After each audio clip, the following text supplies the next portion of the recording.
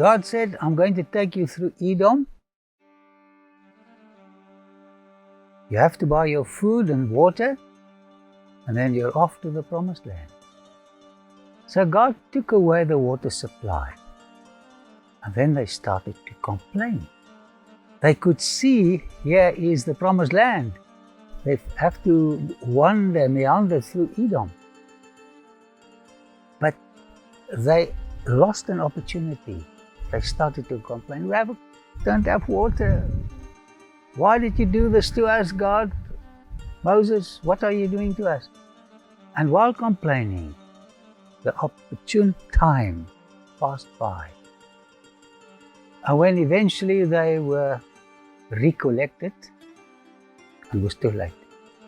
But something very sad happened here.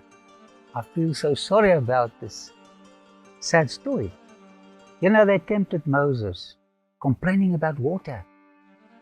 Moses spoke to the Lord, and the Lord said to Moses, Moses, I want you to go and speak to the rock, because the rock is a symbol.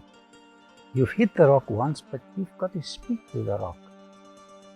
But Moses was so mad after 40 years of putting up with the nonsense of Israel, somewhere in this area.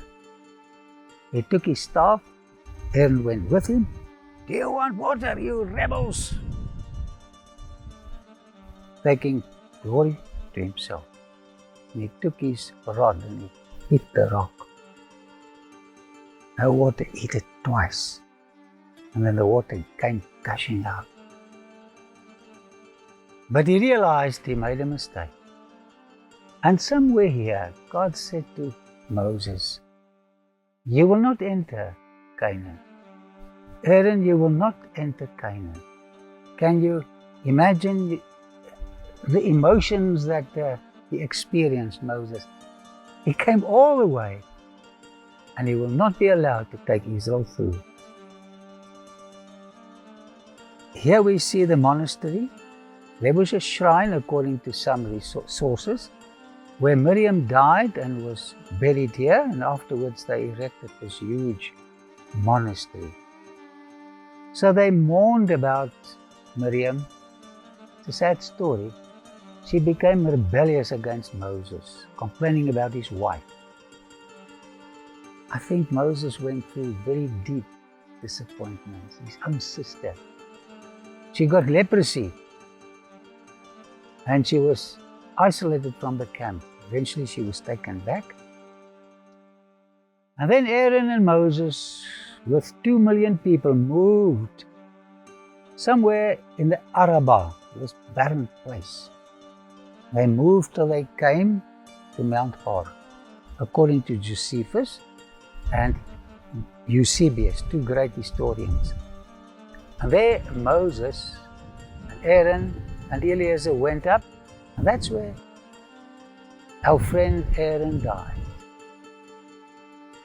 After the burial of Aaron, he was mourned for 30 days, and then they start moving down to Ezion Geber, back to the Red Sea. But they complained again. Moses, what are you doing to us? And if you read the sources, the description of walking down the Arabah was no fun. Sand and stones. And then something shocking happened.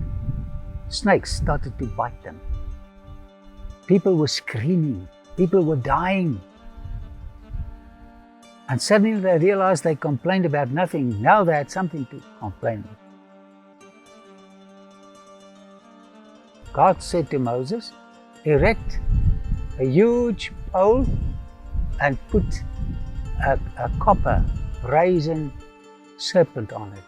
And everybody who looks at this will live.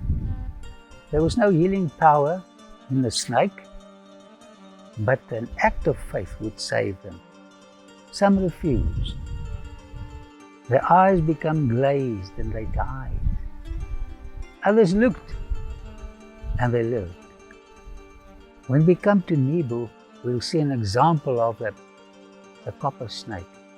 Over in Israel, They also discovered that the place called Timna Valley, copper mines.